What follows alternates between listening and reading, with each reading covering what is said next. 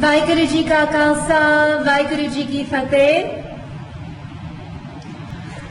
On Christmas Eve, 103 years ago, my grandfather waited in a dark and dank cell.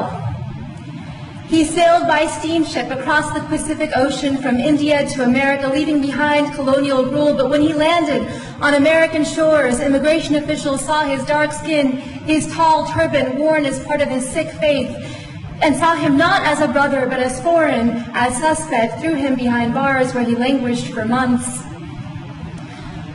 Until a single man, a white man, a lawyer named Henry Marshall, filed a writ of habeas corpus that released him Christmas Eve, 1913.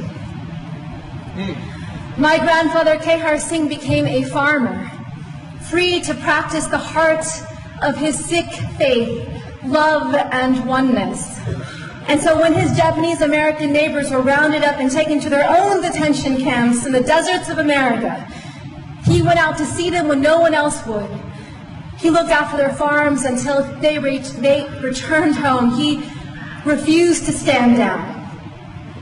That's right. In the aftermath of September 11, when hate violence exploded in these United States and a man that I called uncle was murdered, I tried to stand up.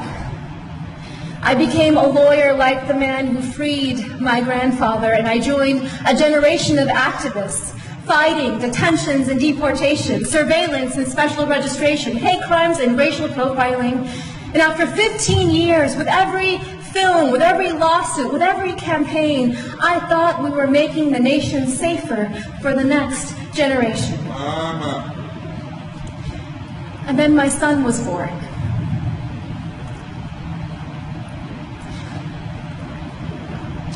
On Christmas Eve, I watched him ceremoniously put the milk and cookies by the fire for Santa Claus. And after he went to sleep, I then drank the milk and ate the cookies. I wanted him to wake up and see them gone. In the morning, I wanted him to believe in a world that was magical. But I am leaving my son a world that is more dangerous than the one that I was given. Because we are raising a brown boy in America. A brown boy who may someday wear a turban as part of his faith. And in America today, as we enter an era of enormous rage, as white nationalists hail this moment as their great awakening, as hate acts against Sikhs and our Muslim brothers and sisters are at an all-time high, I know that there will be moments, whether on the streets or in the schoolyard, where my son will be seen as foreign, as suspect, as a terrorist. Just as black bodies are still seen as criminal. Brown bodies are still seen as illegal. Trans bodies are still seen as immoral.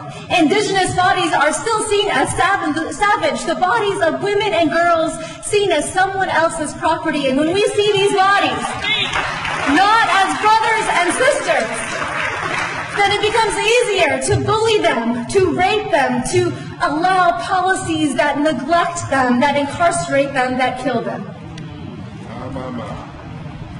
Yes, Rabbi. The future is dark. On this New Year's Eve, this watch night, I close my eyes and I see the darkness of my grandfather's cell. And I can feel the spirit of ever-rising optimism in the Sikh tradition, Chardi Kala, within him. And so the mother in me asks, what if? What if this darkness is not the darkness of the tomb, but the darkness of the womb? What if our America...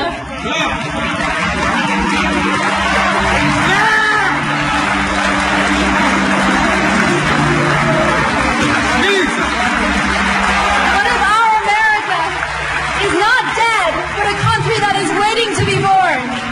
What if the story of America is one long labor?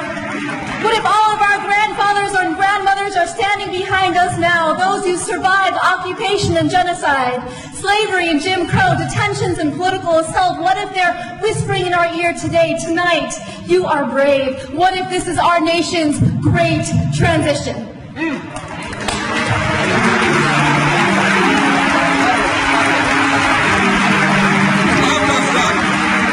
What does the midwife tell us to do?